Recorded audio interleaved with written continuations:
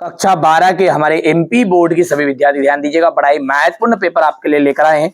जैसा कि आप जानते हैं अपना मिशन क्या है, अब की बार 90 पार। और जिन बच्चों को वास्तव में बनाना है ना, इन बच्चों की तरह आप फॉलो कर लीजिए मुझे। इन्होंने भी मेरे द्वारा बताए गए आईएमपी क्वेश्चन करे थे और टॉपर बने थे।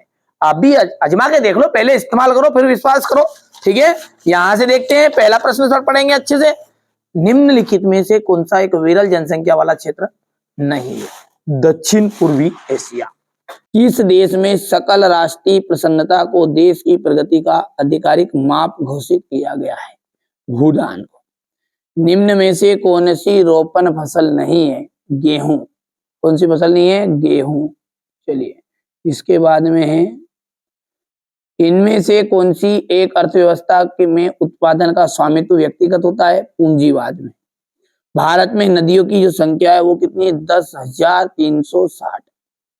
तांबे का सबसे अधिक उत्पादन किस राज्य में होता है? राजस्थान में होता है। इसमें राजस्थान में। चलिए अब देखिए, यहां से ये क्वेश्चन नंबर आपका पहला है। यहाँ पर ध्यान से देखिएगा आप, तो ठीक है, बढ़िया से कंप्लीट करिए, अच्छे से पढ़िए, ठीक है। ये आपका क्वेश्चन नंबर 2 है। इसके बाद ये 3, 4, 5, 6। अब है अगला आपका रिक्त स्थान। कुमारी ई सी सेपल जो है अमेरिका देश की भूगोलवेत्ता थी, ठीक है। लोगों की संख्या और भूमि के बीच के अनुपात को हम जनसंख्या घनत्व कहते हैं। क्या कहते हैं? जनसंख्या घनत्व। लोगों की संख्या और भूमि के बीच के अनुपात को। विकसित देश की जीवन प्रत्याशा, ठीक है, विकसित देश की जो जीवन प्रत्याशा है 70 से 75 वर्ष, ठीक है। भारत ये 2 नोडों को जोड़ने वाली सड़क योजक कहलाती है। भारत सर्वाधिक जनसंख्या घनत्व वाला राज्य जो है, भारत में सर्वाधिक जनसंख्या घनत्व वाला राज्य है बिहार, ठीक है। स्मार्ट सिटी मिशन का उद्देश्य शहरों को बढ़ावा देना है। चलिए अब अगला देखते हैं, और यहाँ पे देखिएगा, है ना, क्वेश्चन नंबर जो 2 है उनको ध्यान से देखिए आप, तो बढ़िया से कंप्लीट करिएगा। ये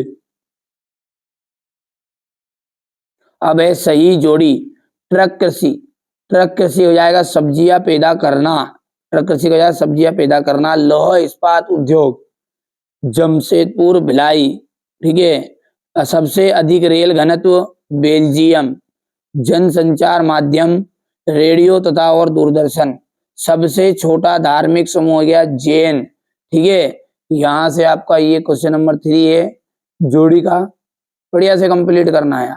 एक वाक्य में उत्तर है, फ्रांसीसी स्कूल के जनक कौन थे? विडाल डी ला ब्लॉस। जनसंख्या के वितरण को प्रभावित करने वाले भौगोलिक कारक कौन कौन से हैं? जल की उपलब्धता, मृदा तथा जल वायु। बढ़िया से आप तो कंप्लीट करना, मैंने कहा ना, आप अच्छे अंक प्राप्त करो, यही हमारा उद्देश्य है,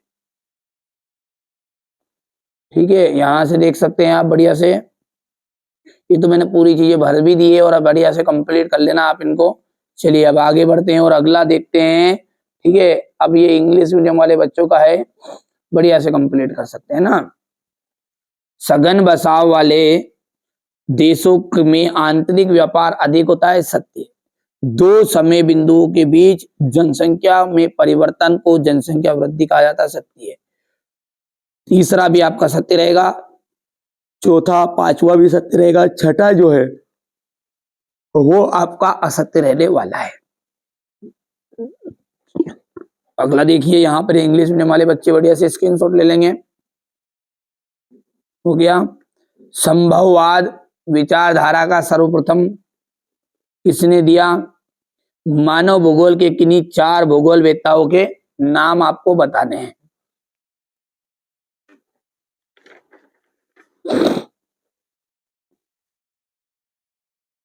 जनसंख्या के वितरण को प्रभावित करने वाले 3 भौगोलिक कारकों का उल्लेख कीजिए। जनसंख्या वृद्धि से क्या अभिप्राय है? इसे किस प्रकार ज्ञात किया जा सकता है? विश्व में जनसंख्या परिवर्तन के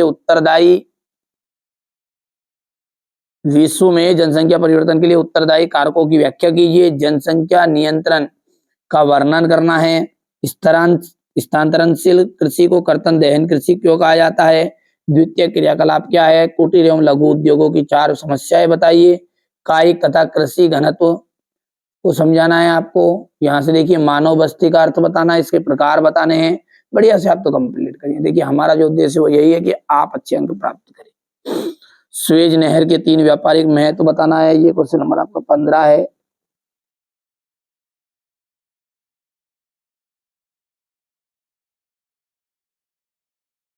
हो गया, 17 तक हो गया है प्रश्न।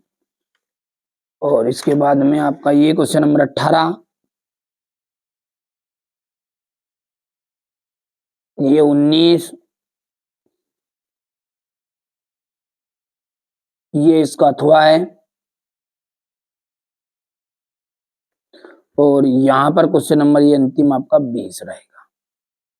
हो गया।